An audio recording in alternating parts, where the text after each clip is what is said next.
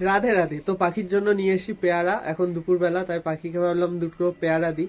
আমিও খেয়েছি, আমার শরীরটাও প্রচণ্ড খারাপ। আগের দিন মাথা ঘুরে পড়ে গেছিলাম, এই ঠোঁট নাক সব কেটে কুটে গেছে, গাল এখানে আক্কেল দাঁত উঠছে, ব্যথা, কাঁধে কেটে গেছে প্রচণ্ড। আমার অবস্থা খুবই খারাপ, ভিডিও করার মতো অবস্থাতেও নেই, তবুও এখন একটু শরীরটা ভালো লাগছে। ডাক্তারখানায় গেছিলাম দেখাতে, রক্ত পরীক্ষা করে আসলাম। আর পাখির জন্য আমিও পেয়ারা খেলাম, আর পাখির জন্যও রেখে দিয়েছি, আর খরগোশের জন্য আছে 2 টুকরো। জানি না খরগোশটা খাবে কিনা। তো আগের দিন একজনের ভিডিও দেখছিলাম, সে বলছিল যে বদ্রি পাখিতে পেয়ারা খায়, শুধু বীজগুলোকে ফেলে দিয়েছি এইভাবে, কারণ বীজ খেলে গলায় আটকে গেলে পাখি মারা যেতে পারে দম বন্ধ হয়ে। তার জন্য খরগোশের বীজগুলো ফেলে দিয়েছি, পাখির বীজগুলো ফেলে দিয়েছি, আর অল্প অল্পই এনেছি পেয়ারা। প্রথম দিন তো জানি না খাবে কি খাবে না, তো একবার দেখবো দিয়ে খায় কি খায় না। ফার্স্টে খরগোশটাকে দিয়ে দেখবো খায় কিনা। মা ভাত দিয়ে গেছে বাটিতে, ভাতগুলো খেয়ে এখন বসে রয়েছে।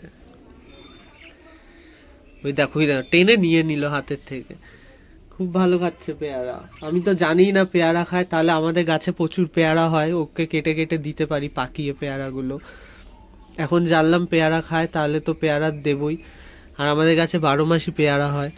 এখন আবার ফুল এসছে গাছে, রিসেন্ট হয়ে গেল কদিন আগে পেয়ারা, এখন আর ফুল এসছে। আর পাখির জন্য এই ছোট্ট টুকরোটা রেখেছি, জানি না খাবে কিনা। ইস,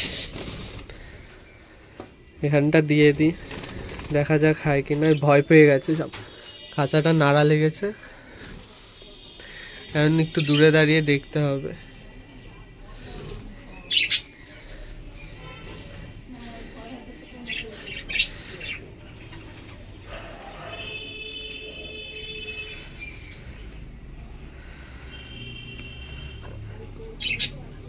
খরগোশটা খাচ্ছে, পাখিগুলো একটা নামলেই আরগুলো নামবে।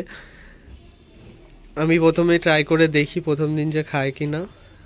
খরগোশটা তো খাচ্ছে, দেখো কি সুন্দর।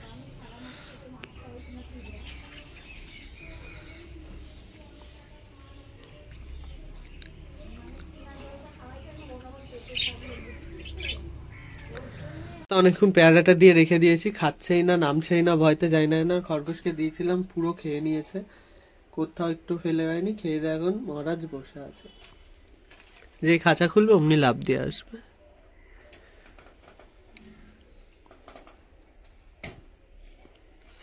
ওই যে খাঁচা খোলা দেখে জিভ বের করে, এই যে পেয়ারাটা রয়েছে, পেয়ারাটা একটুখানি কামড়ে খেয়েছে, এই যে এত বড় পেয়ারা। আমি সেটাই ভাবছি, এত তাড়াতাড়ি খেয়ে নেবে।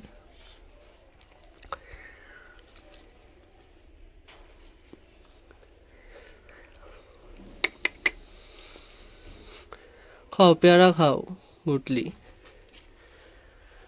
দেখো।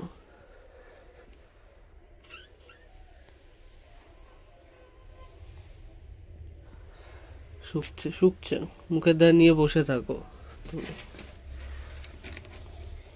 ওই যে খাচ্ছে, ন্যাকামো করবে, একটু করে খাবে।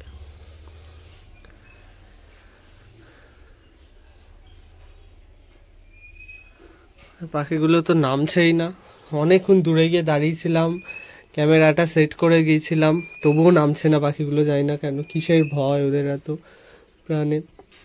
আর আরেকটা কথা তোমাদেরকে জানানো হয়নি, সকালবেলা যখন এসছিলাম তো তখন পাখি মেয়ে পাখিটা এখানে একটা ডিম দিয়েছিল, তো ডিমটা ফেটে গেছিল। ঘরটা খুলে নিয়েছি আমি, যেহেতু 2 দিন ধরে দেখছিলাম ঘটে ঢুকছিল, আমি বললাম মনে হয় আবার ব্রিডিং করবে, ওর জন্য তাই ঘরটা খুলে নিয়েছিলাম। আবার দেখি বাইরেই ডিম দিয়েছে, আশা করি না আর ডিম দেবে। এটাই মনে হয় লাস্ট ডিম ছিল, এটা 4টে, এটা নিয়ে 4টে ডিম। এর আগে আমি 3টে ডিম বের করেছিলাম, আর এটা 4টে ছিল। মনে হয় না আর ডিম দেবে, দিলেও বাইরে দেবে। আর এই পাখিটাকে তো এখন ব্রিডিংয়ে দেওয়াই যাবে না, পাখিটার শরীরটা প্রচণ্ড খারাপ। এই যে মেয়ে পাখিটা বসে আছে, এটাকে এখন ব্রিডিংয়ে দেওয়াই যাবে না। আমি অন্য পাখি কিনবো, সেই সময় এটাকে আলাদাই রেখে দিতে হবে, এবছর এটাকে দিয়ে আর ব্রিডিং করানো যাবে না। আর এই বসেই খেয়েই যাচ্ছে পেয়ারা।